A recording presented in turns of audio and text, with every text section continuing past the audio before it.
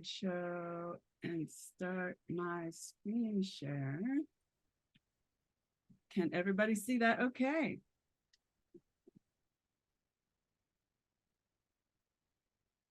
Yes. Okay, great.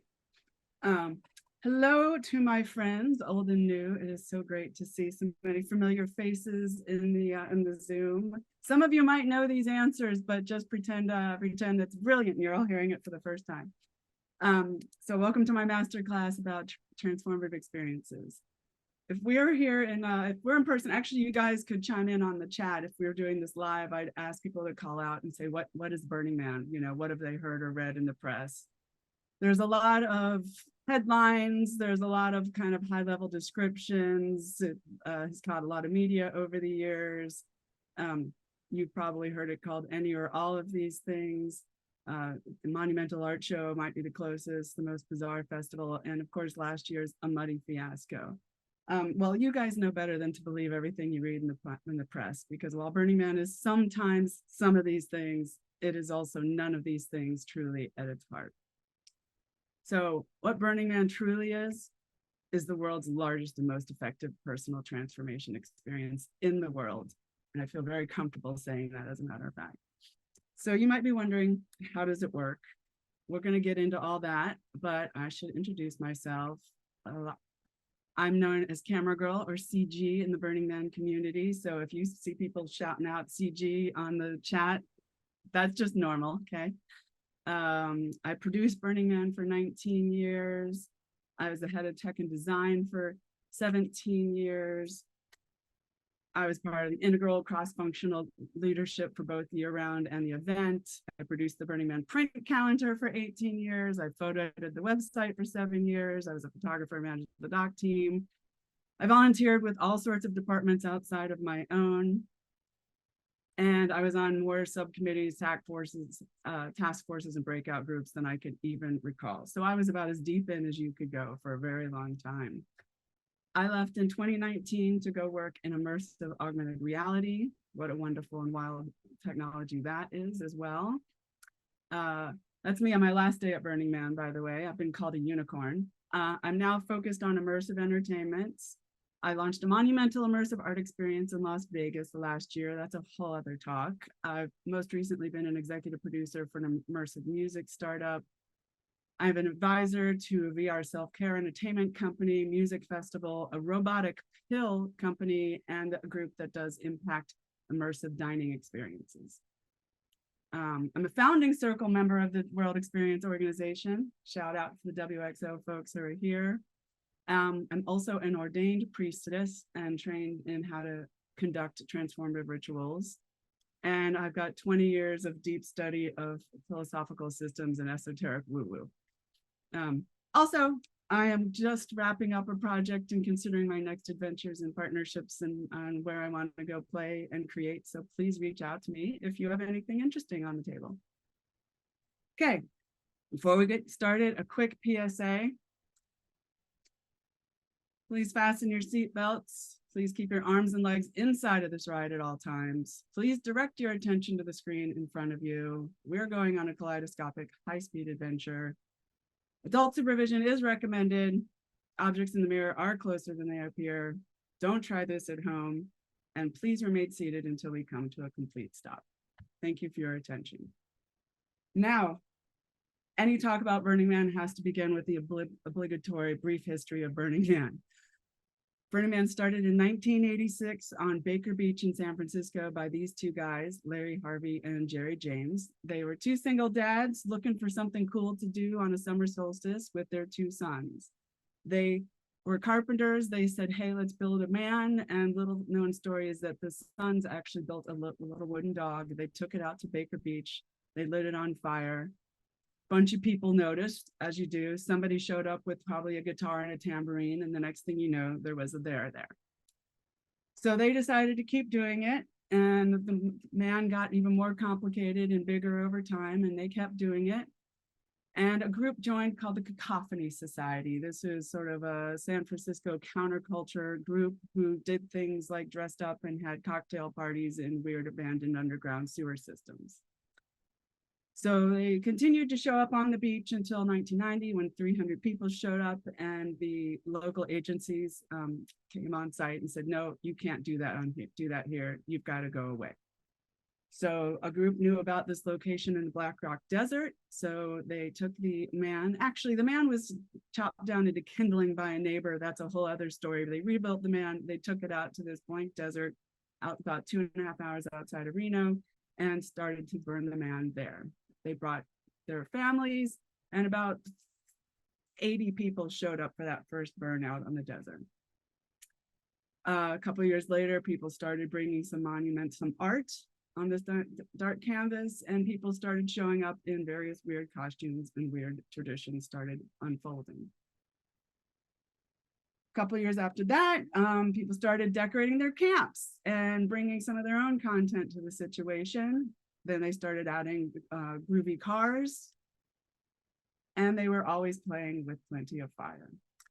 In 1996, the event was featured on the cover of Wired magazine. That was right after their first art theme, which was about Helco. Things got, it was all a mockery about brands, and things got very out of hand that year. In fact, somebody died, and it was kind of a bad, dark moment for everybody.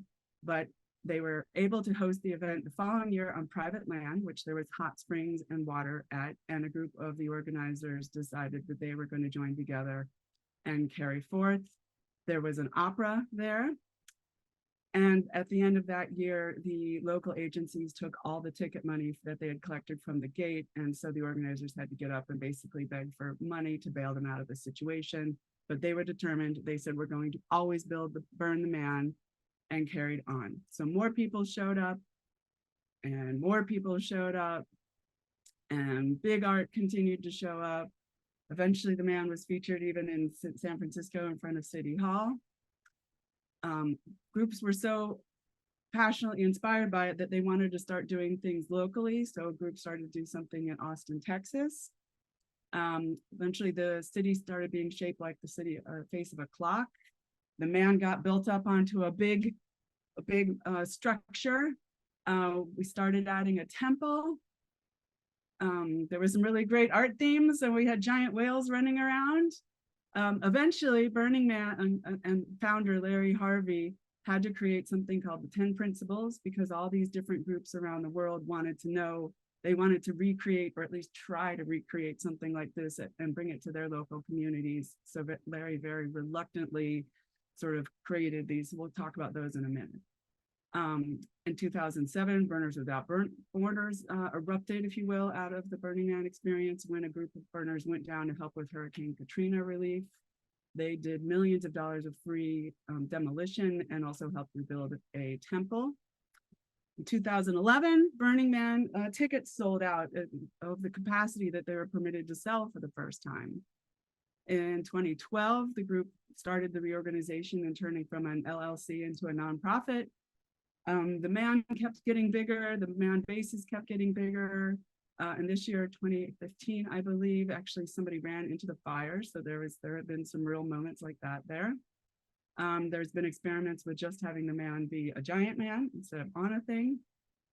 And we've had a show in the Smithsonian that also toured. In fact, there's some people on the call who worked on that very art project right there.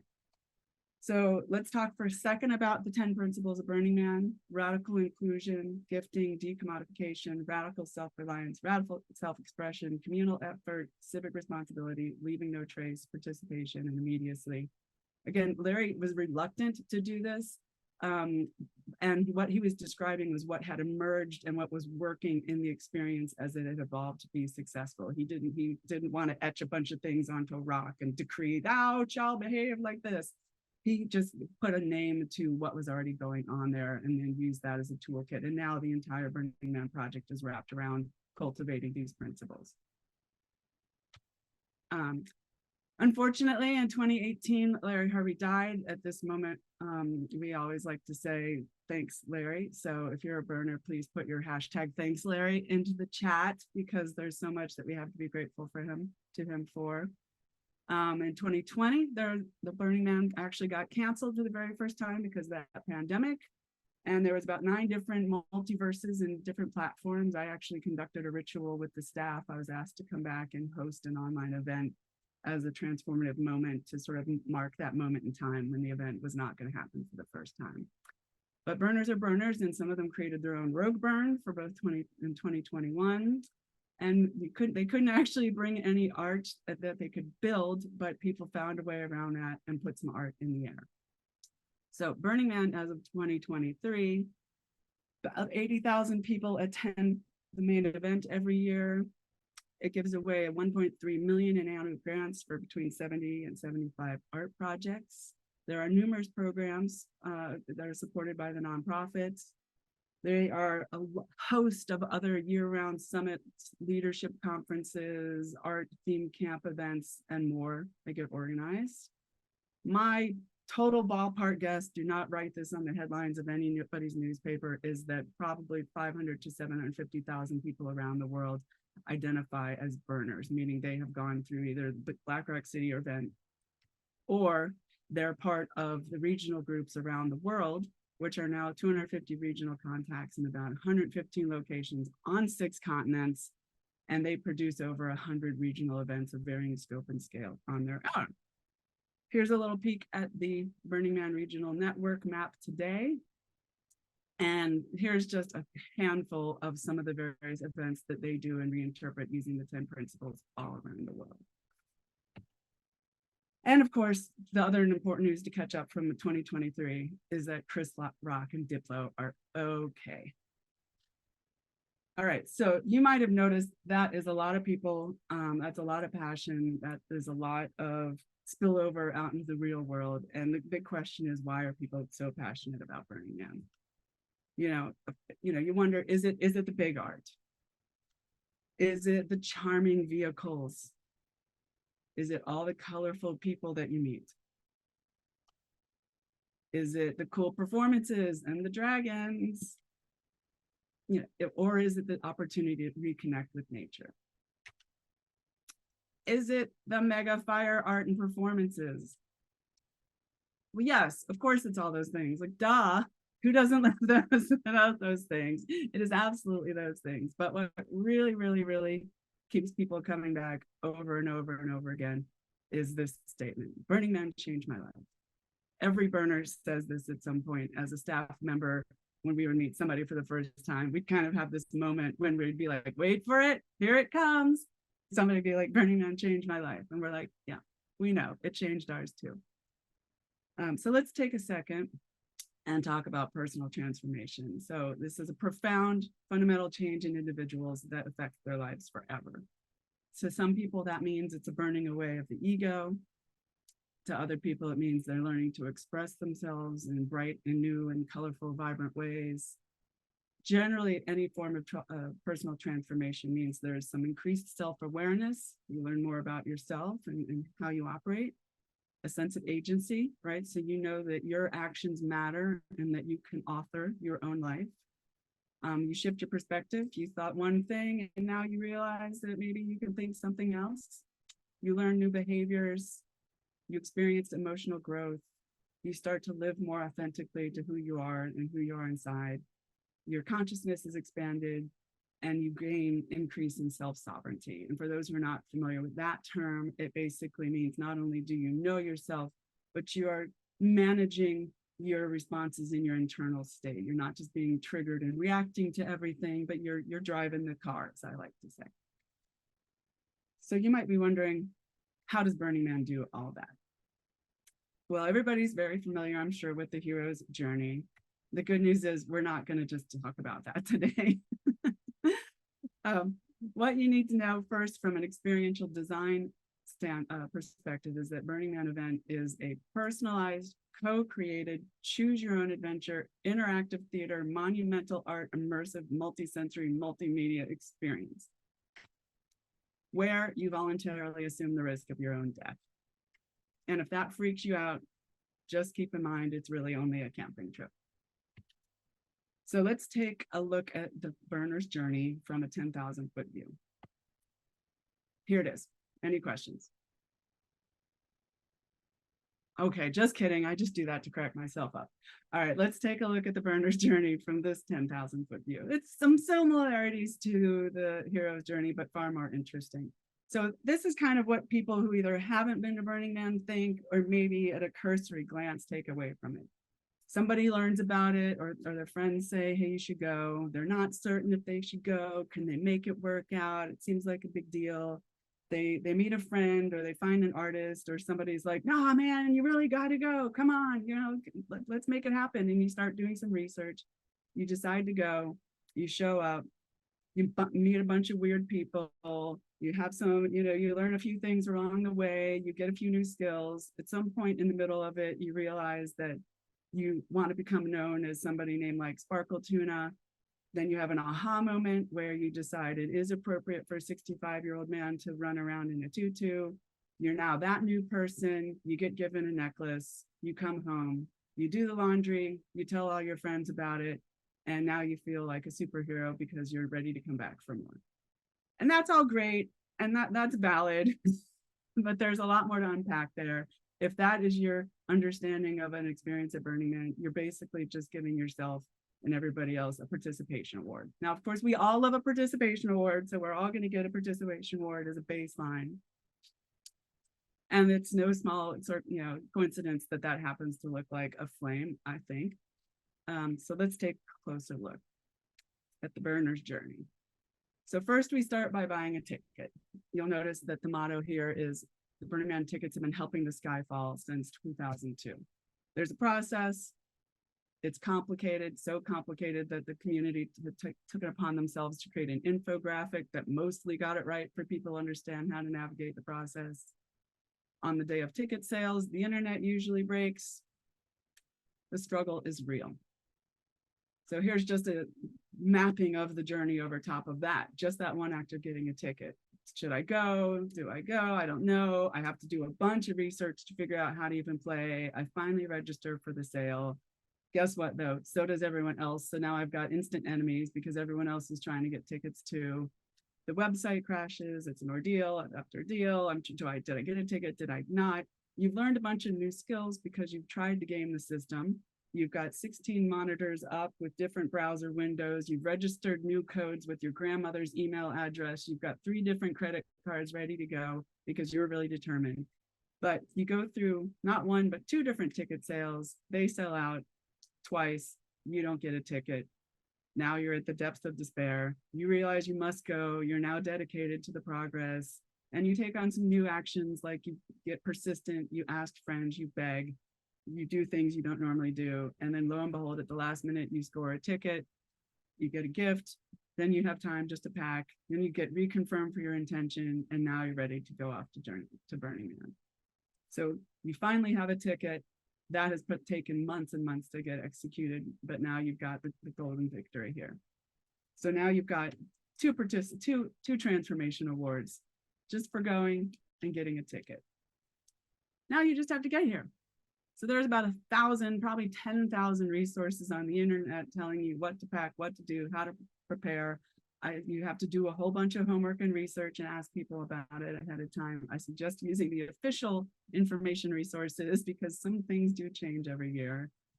You need to prepare and usually acquire or find a bunch of stuff to get ready to go. These are essentials. You don't want to be in the desert without a purple wig or without your iridescent backpack and other things that are going to help you be successful there. Then you now coordinate with some friends and you have to take your stuff and pack it all into a truck for the first time. And maybe you're going to drive the truck for the first time because you've never driven a big truck before. And maybe it's all in a big truck, or maybe it's just you and a friend trying to put an enormous amount of stuff into a tiny little car. So you decide you're going to share a ride with somebody, kind of be a good green eco burner, and you agree to host somebody named Buttercup Bliss for it. In reality, this is Buttercup Bliss. And he's charming, but he sings every song on the radio very loudly and out of tune for an entire 8-hour drive to Reno. So you get to Reno, which is almost a required stop. That inevitably means stopping at somebody's storage unit and getting a bunch of dusty stuff. You need to get essentials like mixers. You need to get more essentials like whatever these girls have got going on. You need to pick up a bike. Finally, you're ready to leave Reno. We've got our champagne. Let's go. Hooray. And it's 8 hours later. You've packed everything into a truck. And now you get onto the freeway and then off onto a 2-lane road where this is the traffic that putters along for moments at a time. You've still got Buttercup and he's singing along. And now you're off the road and you're in the new lanes and you're singing and he's singing along and he's singing along and you finally get to the gate. And then you get there and you realize he needs to go to will call. So that's an additional 3-hour struggle on top of what's already going on. The struggle is real. So now you've got additional transformation points on your scorecard. And now you've got Buttercup, who, by the way, is now your best friend, and you've decided to start a company together after the burn. So now you just have to find your camp. Your friends told you just to look for their RV, and maybe there's like a green tent. How hard could it really be? You've been given this really fancy map when you drove through the door or drove through the gate, and the whole thing is faced like a clock, and you basically have no idea where you're going. And it's also now the middle of the night and everything is blinky and confusing. The struggle is real. The good news is, after working all night, you managed to get your new tent put up. The bad news is it's right before sunrise. The good news is the sunrise is spectacular. So the struggle is real, but the reward is glorious. So now you've got more points. 3 hours later, you wake up. It is absolutely roasting in your tent. Now you have another journey where you realize you need to find another resource very quickly, which is a porta potty for the first time. Inevitably, there's a line, or it's 4 blocks away. Not all the porta potties are terrible, and you have to keep your sense of humor about them. And you never know when you're going to come out of your morning trip to the porta potty and a group of strangers will have set up a red carpet to greet you on the other side and cheer you on like a champion for the mission that you just accomplished by braving a porta potty. So here's your porta potty award. But let's face it, every single time you go to a porta potty, it could be a different adventure. I will take a moment to unpack what's going on here. We've got just a fluffy pink burner, apparently somebody practicing the cello. I have no idea who left that whale there. On the bottom left, somebody has actually set up a bank of porta potties that are just the frontages of them, but not real porta potties. So you see them from far across the land and you go thinking it's a porta potty and you get there and it's just a door. The middle is a porta potty after a dust storm. And on the bottom right, we have no idea what's going on there. It might've just been staged, but it's too hilarious to not include. The point of it is that every time you go to the porta potty, it has the possibility of being a transformational ordeal. So we're just going to throw all these additional transformation awards on your scorecard, and the struggle is real. So now you come back to camp, you've never built anything, but you offer to help. Your campmates say, sure, you can help set up the dome. It turns out to be a much bigger job than you realized. So now you've got another award. I'm not going into all the minutia of every single transformation here. And also I like to think about them that they unfold over time, kind of like a screw that dives itself into it. But we could dive into every one of these journeys and understand and map out the Odyssey within each of them. So now it's finally time to go to Burning Man. Yay, you're excited to go see the man and all the colorful people. But first, you have to figure out what you're going to wear. Now, maybe you're like me, you're just on this planet for the costume party and some other friends who are just keen to get dressed up, in which case you can go as far as you want to, rock it out. But maybe this is a big deal for you. Like maybe you never dressed up before. Maybe you don't get outside a whole lot. I don't know what's going on for this person, but this can be a very big deal to me. And maybe all you're wearing is a tutu in the desert like that. You have to dig deep and go on a transformational journey the first time you put on your tutu and go out to Burning Man. And inevitably, you might find a lot of different ways you want to express yourself. You can get as big and weird as you want to. You can also keep it very simple. That's Larry Harvey in the middle, wearing what we used to call his playa costume, which was basically a ball cap and a button-down shirt. And you are welcome there and you will be loved, and no matter what you are wearing. You are part of the experience and part of the art. So now you get an award for your first tutu. Now let's say it's time to go ride around. You haven't ridden a bike since you were 12. Maybe you're a pro, maybe you really got this down, but maybe not. Either way, the very first bike ride on the playa is like coming out of a cocoon and getting a whole new walk on life because you have never ridden a bike on this space before, okay? So you go riding around, looking at art, looking at beautiful, shiny art, having moments. You go ride around and look at some more art. And there you are, by the way, this outfit on this bike is its own phenomenal journey. Because I think I've done this ride before, like Velcro and buckles and faux fur is a really challenging combination. But you continue, you go around, you look at some more art, you can keep riding or whatever your journey is. And you decide you're going to go out to the deep playa. So that's the farthest point of the city. If you look on the screen right now, it's the point that's almost in the bottom center there, as far as you can go away from the city. Just for some context, that's basically like going to that big red X. It's like going to the Upper East Side in Manhattan when you've been down in Chelsea. So you get there, you're having a moment, you're communing with nature, you're having some deep thoughts, you're admiring, what's going on out there. You're realizing how comfortable it is to wear a skirt as a man, things like that, really having a precious moment. And 5 minutes later, you find yourself completely surrounded by a whiteout and a dust storm, which can happen. So at first it can feel very lonely. You might not know where you are, where your bike is, anything, but hopefully you've brought your mask and some other things that were told of you. And eventually you find your bike and you kind of realize, all right, the struggle is real. Here it is, just like they warned us.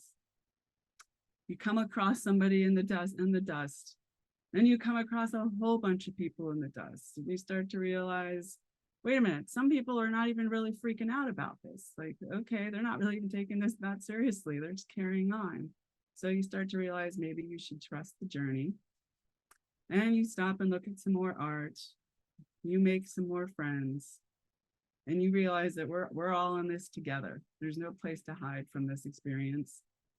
And everyone's going to be covered in dust, and so is all of their stuff. In fact, some people barely even let it faze them. They're just continuing the show and continuing their performances and continuing the party. And eventually everyone is going to end up looking the same, covered in this weirdo makeup. In fact, you end up becoming a little bit suspicious of people who look a little too clean after a big dust storm. And inevitably, you're going to now have lots of conversations and lots of stories to tell about who you were and where you were and what was happening and how you got through this big dust storm. So now you've got a couple more points in your transformation scorecard, and you and your friends decide we're going to go out and look at some art. But first, you have to get illuminated. Now, maybe you're somebody who's been living for the opportunity to wear a bunch of shiny blinking wings and a little outfit and go run around in the desert. But maybe you're somebody who's not necessarily into that kind of stuff, but you actually do need to get illuminated because otherwise you might get run over in the darkness. So it's a highly recommended matter of personal safety, and you need to dig deep and do it. But you're kind of a tinkerer, so you thought of a cool project you wanted to do on your bike, so you could go out and ride around and be part of the show. But between that and your other suit, you didn't quite finish it before you get out of the door. So you need to sit down in the hot desert sun and find a place that you can get just a few more things done, a few more solders done to finish your outfit and your bike. 8 hours later, you're finally done and you realize the struggle is real. Now you and your friends are ready to go for a ride. This is what it's like to go ride around Burning Man at night. Everything is motion. There's thousands of bikes. There's blinky lights everywhere. And yes, there's actually a lot of dragons. It can be quite the thing just to navigate and get your bearings on what's going on. But you go visit some camps. You swirl around and ride your bikes around and go look at some art. You get out a little bit here and there and check out some cool performances that are happening. And look, you stop because somebody's created a glorious dragon. In fact, that person's on this call right now, and he's even in the picture. But this is definitely one to get off and check out because of the creation is amazing. So the payoff is profound. Okay. So then you see something happening in the distance and you're like, let's go check that. I couldn't help but notice something's happening over there. And you and your friends go over and you lock your bikes up next to each other, kind of at the edge of the crowd. And you decide to go into the party, and there's some music and some dancing and some things to check out. And then you kind of get bored for a minute and you wander off because there's something cool to go look at nearby, and you go look at some art. And then a big vehicle that's full of people in a party shows up, and you get onto that for a little while and you check out some more things. And then you go look at something else, another piece of art. And then your buddy wants to go climb on another piece of art. And then you're looking at yet another piece of art and exploring. And then another party shows up and you drop in and you go have a dance party with these people for a while. And then one of your friends is like, oh, you know what? Let's go back for our bikes. And you go back to where you thought you left them, but it turns out that party was actually a mutant vehicle. So it was something that moves. So that party has now left. And the place where you left all your bikes and you thought you could go find it again is now no more. And there's just a sea of people and a sea of bikes, and you no longer have the landmark that you thought you had to go find your bikes again. The struggle is real. So you've now got a couple more points on your scorecard. But wait, there's more. So you also get to find your camp at night, but all the landmarks keep changing. You volunteered for a breakfast shift at camp, of course, after you've probably been up all night, and you actually remember to show up for it. You find a partner, your partner finds a partner, you break up with your partner, you find a new partner, you get into a fight with your campmates, you make up with your campmates. This was the first night in your tent. This is what your tent looks like now. The struggles are real, and it's only Tuesday. Okay, so right now you're thinking, but wait a minute, there's actually struggles in real life. Like we all have, things we have to deal with. But when you're at Burning Man, everything is harder, hotter, colder, further, stuck, broken, lost, dirtier, dustier, windier, hungry, dehydrated, needs a nap, needs a hug, takes longer, or is a little battier. Or it's actually on fire. So even a simple act or the simple thing of I forgot my, or I can't find my, now is exponentially more difficult than you think it should be. Everything is amplified at Burning Man. The highs and the lows, your neighbor's sound system, blasting dubstep 24 hours a day, losing your friends in a whiteout, losing your friends on a night out, forgetting to eat, suddenly having to do bike repairs. You finally get a chance to take a shower and figure out how to do that. 20 minutes later, there's a dust storm, almost guaranteed. And sometimes it rains. Sometimes it rains a lot. You probably heard about that. So the rains this past year brought some new challenges. People had to help each other out, and they had to work together in new ways. This group is not actually scooping out the contents of the porta potty. They have just come together to scoop out the mud from the floors of the porta potties so that they could still actually use the potty piece. And they just self-organized and did this on their own. So it brought with it new hazards. Walking around on that post-rain fly amok was just an ankle breaker waiting to happen. The struggle is real. But it also brought about some new fashions. People had to get really resourceful.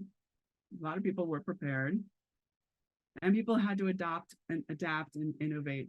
I have no idea how much baths it took to get all that playa mud off of that guy, but he's working it out. People shared resources, came together. And as for the staff, I wasn't there working there, but we had been planning for this situation for decades. In fact, more complicated versions of this situation for decades, and had been preparing and trying to educate the community that this could happen. So even though it was a lot of work for a lot of people, a lot of people are also having a great time. Wise burners were prepared to just wait it out. People were just reading. I got a good night's sleep for the first time and I don't know how long. And we got a chance to experiment with new playa footwear. I mean, how often do you actually get a chance to workshop a solution to this specific situation? Not that often. So we experimented. People got to know their neighbors. I say it was Burning Man, the local party, a local edition, where you just visited people who were in your nearby areas. Some people made other choices, and they acquired a whole bunch of extra transformative journeys and struggles along their way, including these guys. The one thing to remember is no matter the conditions, burners are going to find a way to play. They're going to keep a sense of humor, and they're inevitably going to have all the stories to tell about it afterwards, to tell each other and all of their friends. And they're also going to know that sometimes miracles can happen in the most unlikely of moments, in the most unlikely of places. So there's many more examples, but I think you get the point with this thing. So Burning Man is an ultra marathon of inconveniences. I'm really selling it, aren't I? Burning Man is a shared, a symphony of shared struggles. It's an odyssey of ordeals, and I love alliteration a lot. Admittedly, some of those ordeals are self-inflicted. And admittedly, maybe more than some of them, maybe a lot of them are self-inflicted. And then some of them cannot be planned, produced, or designed as an intentional part of the experience. And the struggles are real. So why do we do it? We do it because Burning Man is also a sea of miracles. 80,000 of them, if you look at it through the way I try to. And look at the amazing things that happen when they come together and create. I just love this image. It almost makes me want to cry every time I look at it. Just gorgeous. You never know what's going to show up or what the community is going to bring to the table. You never know how big the art's going to get or how weird. You never know when the community is going to come together and build just beautiful monuments for each other. And also what Mother Nature might decide to bring to the show as well. And of course, the spectacles are real and unbelievable. So now, at the end of Burning Man, you might think, I've won all these awards for all these accomplishments and things, and I've survived along the way. But what you've really won is increased self-awareness, sense of agency, a new perspective, new behaviors. Hopefully you're now that person who takes a trash bag with them hiking, or picks up weird trash on the street to make it go away, to make the world better. You have probably had some emotional journeys. You're learning to live more authentically. Your consciousness, your mind has been blown and your consciousness expanded. And you've learned that you are a master of your own domain within. And you've probably gained in all of these areas in many different ways throughout all those journeys that we've just went on across the board as part of your Burning Man experience. And on the other side of it, it feels like this. And like this.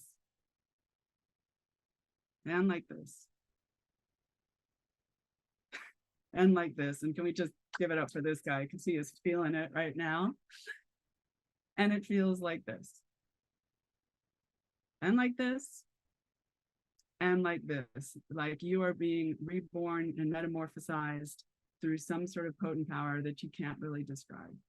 But some alchemy is happening. So you now, as people who are experience creators, are thinking, well, how can I make an experience like Burning Man? Spoiler alert, you cannot. Sorry to be harsh there. Burning Man is a phenomenon. I'm going to speed this up a little bit. It's a once in a time, one in a singular location and place. It happened from a group of people in a certain context that took it to a certain place, and it has evolved into what it is. But you can't recreate it, but you can still learn from it and from other transformative experiences that I've worked on. So let's take it from the beginning. Any experience starts with the initial awareness, not at the front door. Educate your participants on how to prepare and be successful. Develop a code of conduct and set expectations for their participation. Like the Burning Man 10 principles, again, they arose. So you've got to let these things kind of evolve and shape a little bit over time. When you're creating a transformative voyage, Remove people from their usual habitats and comfort zones. Use portals and rituals to transition into new worlds.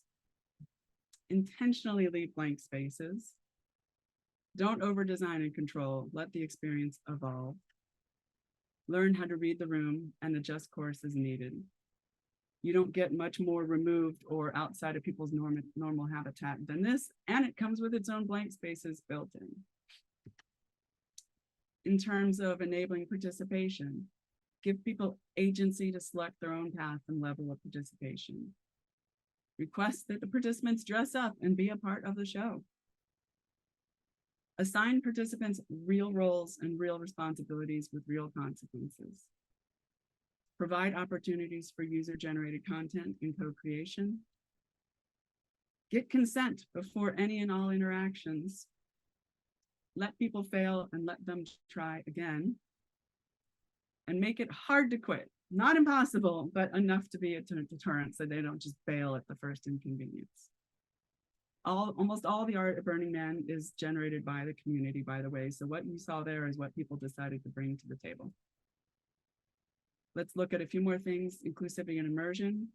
Make everyone feel welcome. Encourage full participation across all roles, from staff to your VIPs. Individuals may be shy, but there is safety in numbers. Integrate staff and supporting functions into the narrative. Make sure that your fourth wall extends to everything that's around you. Make it immersive. If you want people to participate, you need to make it easy for them. So if you want a billion bunnies to show up at your bunny march, you might need to turn a couple people into bunnies along the way. Hopefully this goes without saying, but I'm going to say it anyway because I have a responsibility. Create safe spaces. Ensure no harm to person, place, or property. Train your staff to diffuse tense situations and provide help. Have support from medical, fire, mental health, and law enforcement. Make follow-up resources readily available. Burning Man has a group of volunteer rangers, hundreds and hundreds of people who have been trained in the art of mediation and helping people who are lost get found again in all the ways that they might be. Hopefully this also goes without saying, but I'm going to say it. It is absolutely imperative that your production, operation, and logistics are a well-oiled machine. You need to have a rock-solid waiver in terms of service. I mean, let's get very specific. You need to do the legal work behind it. Talk through potential mishaps and divergent scenarios ahead of time. Have a plan B, a plan C, and even a plan D. Make sure everybody knows them. Do not expect Mother Nature to follow the script. As we saw last year, you might have expectations and your reality might be something completely different. A few more key points here. Never forget that supporting human transformation is a sacred responsibility. Always maintain the integrity of your transformational container. Do your own work and self-reflection. There is always more. If you think you have all the answers or know all of it, you need to get out of this business immediately, please. Use a Trojan horse or a spoonful of sugar approach, as I call it. Don't overly promote or promise personal transformation for your experiences. Let's face it, there are people who go to personal transformation workshops, and then there's those who need it probably more than those who go to it. So you want to maybe kind of lure people in. At Burning Man, people come for the party, but they walk away wondering what TF just happened to their life. So they come home often and they decide to pick any of these things, right? Make some major life changes, or make all of these major life changes. And they'll come back and then they'll tell you how Burning Man changed their life. Now, all that said, there's a few things that even Burning Man can learn. After most transformative experiences, you need a hug. Maybe you need a cookie at least. At Burning Man, we basically spank you on your butts, tell you to pick up all your stuff and get out. And then you have to go through a couple more ordeals just to even leave the event, get home, do laundry, etc. We just send you on your way, and the rest is really up to the community to help you integrate. So right now, if you're an experienced designer, like the question for you is, how will you incorporate these insights into your experiences? Obviously, Burning Man is a singular thing. And this is where the magic comes in. This is where you get to decide how to apply this into your context and circumstance. Also, reach out to me. I am absolutely happy to help, and I've been known to make some magic happen. But just remember that anything that we can do to bring any of this to human beings across the board is making a step in the right direction for the planet, right? Anything that we can do is helpful. So even if all you can do is just light a few sparks along the way, what you might do is awaken the curiosity that can ignite a transformative fire within somebody. And thank you very much. Woo! Amazing. Oh, I love it. Fantastic. Okay, everybody. Heather, I think we're almost at time. We're almost at time. I know we're almost at time. Yeah. That was amazing, though. That was amazing. We talked about this. We knew we'd almost be at time. Should we maybe like one question? Anybody have a question? Okay, I'm gonna throw out one question of my own, and then we can wrap, I guess. Yeah. I'm just so curious about scale, like how did it go, because I think one of the things I always see is like, things kind of fall apart when they start getting really too big. They get very corporate, they can kind of get rigid. It's like very hard to know how big is too big. Like when did the wheel start shaking? So how do you know when to stop growing? Okay, great question. I mean, one thing that's very hard to recount through that very quick journey, even though I know it. By the way, the fast moving epic journey is also meant to reflect your Burning Man experience. Hopefully you get that. Love it. Burning Man grew incrementally over time for years. So it didn't go, we're 25,000 people, now we're 80,000 people, okay? It grew organically by another couple thousand.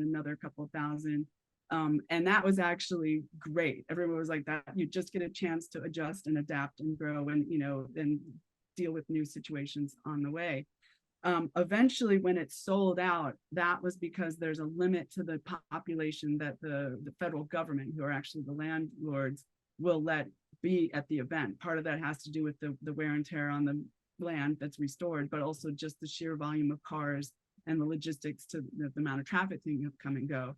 And so there's been the idea of, yes, it could go bigger, but there's so many other angles to that population growth that are controlling it, that it kind of capped out on what could be done. So there's always still work. There's all kinds of refinements to try to figure out a few more places to get in. But the key is if somebody were to try right now to like do that, I mean, let's face it, like that's a recipe for fail.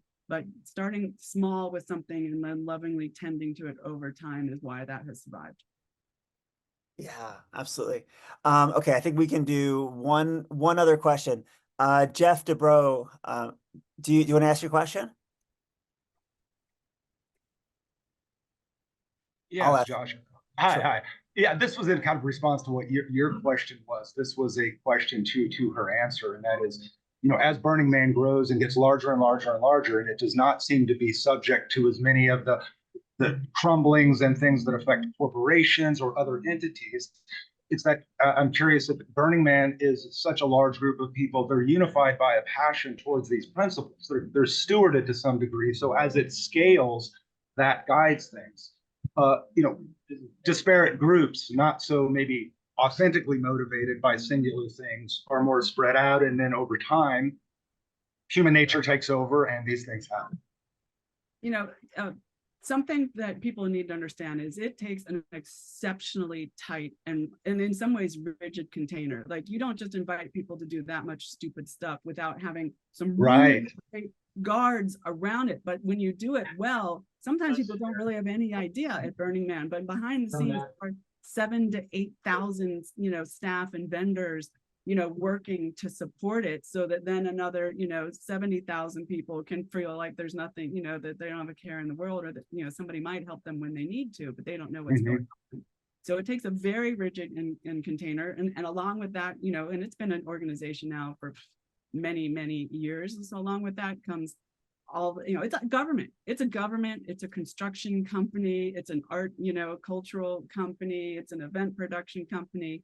And so when you have that much responsibility for that many people's safety, it's essential, but also once the culture overflowed the trash fence, as we like to say, and spread out over the world, you now have a different container where you're now working with and cultivating leaders who are taking those principles out, and they're doing their own versions of it. But for them to be officially recognized, they have to be doing it in line with the principles. And everybody, can I repeat everyone off the top of my head? Probably, but I'm a weirdo. It's because once somebody has tasted that and seen it, it becomes so sacred.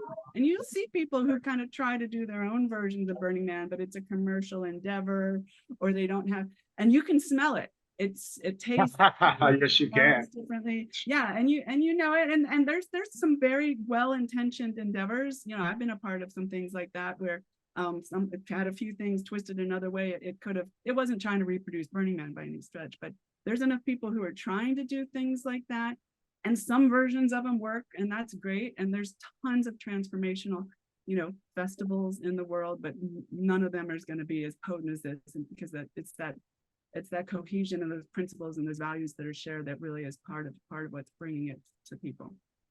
Oh, fantastic. All right, Heather. So we have 2 minutes left. So what I'm going to do is I'm just going to hand it over to you. I mean, this is a community of experience designers, people who are, trying to, change environments and do things in their own little pockets of the world. What are some things that you'd want them to take away from this? And what would you want them to do? I mean, obviously, everything, it's almost impossible to recreate those struggles of Burning Man. And just remember, nobody sat down as a master designer and said, "Wow, now we're going to bring the ticket servers down." This journey has also evolved, and it kind of, each struggle became part of the glory. So, what you want to do is maybe not initially try to really kind of really abuse people the way Burning Man sort of does, but look at the underlying qualities of why do they care, and how are they a part of the content and the process. And then you can approach those struggles together. And that's when it truly becomes a transformative experiences, is when you're all in it together and dealing with what you need to in order to have your experience, as opposed to any one person thinking they're the master wizard behind the scene. Oh, I love it. I love it. Okay, well, we'll wrap on that. And I think one of the things that really came through to me was just the generosity of spirit here, and the generosity of spirit of you, and then also the whole Burning Man community. So I just think it's fantastic. I super applaud it, and this was super, super interesting. And Heather, thank you again for being with us. Thank you everybody for joining us. Hope to see you guys again at a future spaces. Maybe some of you guys will intersect in the playa-in tutus and whatnot. So again, thank you so much, Heather. Thanks for everyone for being here. We'll pick it up again soon. Bye, everyone. Everybody. Thank you, Heather. Bye, everyone.